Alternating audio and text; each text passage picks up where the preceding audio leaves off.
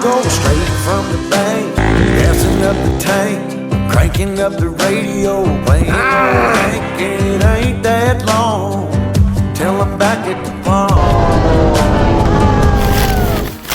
Hey guys, welcome to TRERACKSCITY. My name is Nomad'a Trev. I live full-time on the road, exploring, trying to enjoy the little things.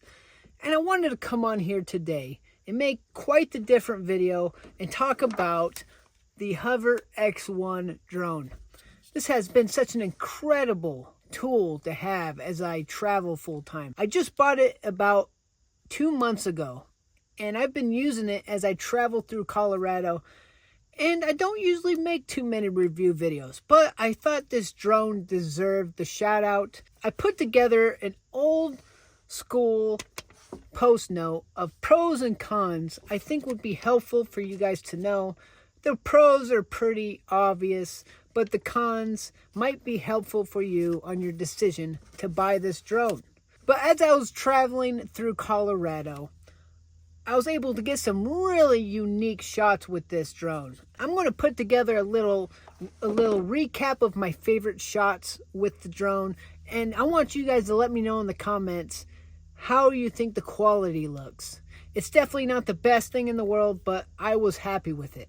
Roll clip. I used to look upon myself as rational and strong, and love was just a word in silly songs. But from that cursed day when you crossed my way, all my confidence was gone. I'm bewitched, bewildered, and utterly alone.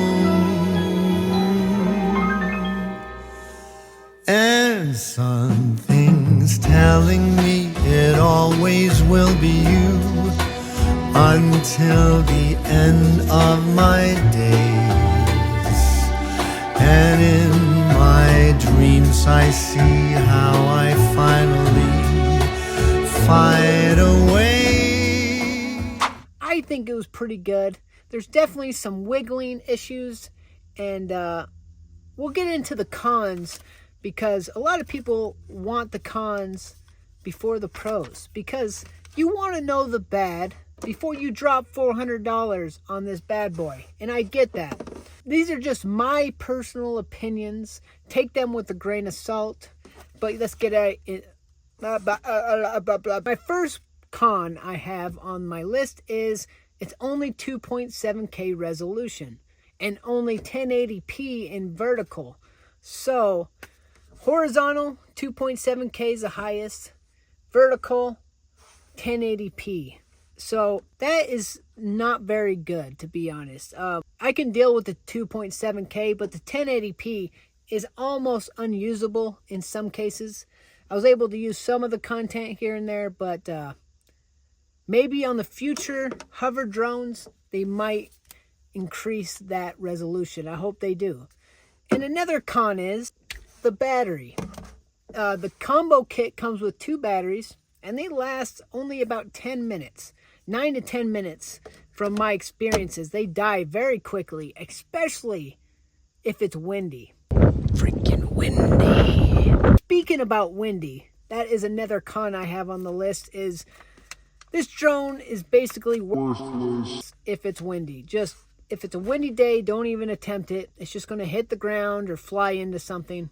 I've had some instances where I tested this drone in some high wind situations.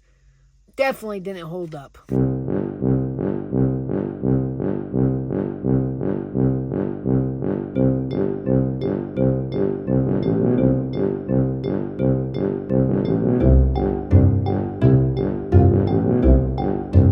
But keep that in mind. Also, this drone will not work at night. And also, I heard it won't work over water. So if you're wanting to get shots over lakes, and if you want to get some cool night shots, this isn't the drone for you. Also, another con I have is that sometimes when it's following you, it just stops randomly. And I think it's because the wind hits it somehow, or the battery's starting to die, but this thing just stops following you in the most annoying times. I was just driving on Skyline Drive in Kansas City, Colorado. Beautiful scenic area. It was following me, and then it just kept stopping. So I had to get off the bike and run and go grab it.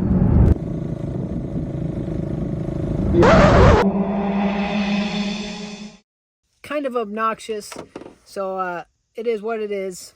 Also, if you want to change this drone from horizontal to vertical, you have to go all the way into the app on your phone and go to the certain mode and change it to vertical, and then get your shot, and then make sure to change it back to horizontal afterwards. So you got to go all the way back in the app, change it in the mode, or all your future shots will be in vertical. And trust me, with 1080p, you don't want that. You don't want that.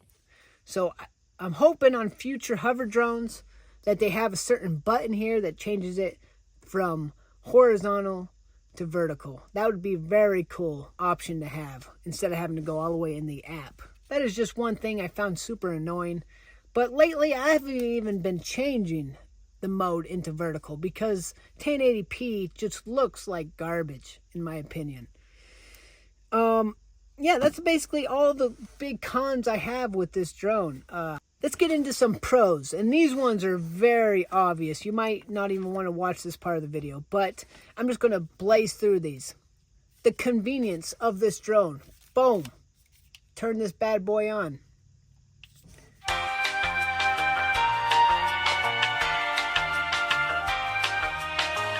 Takes a little while. Current mode. Follow. I love how it speaks to you which mode you got. Orbit. And that is just really helpful for me so I know it's in that mode.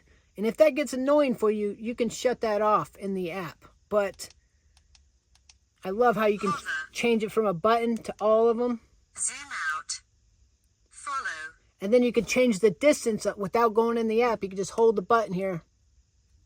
Close. Follow. Close, follow. Standard. Follow. And then far mode. Far. Follow. Yeah, see, very quick and easy. Hover.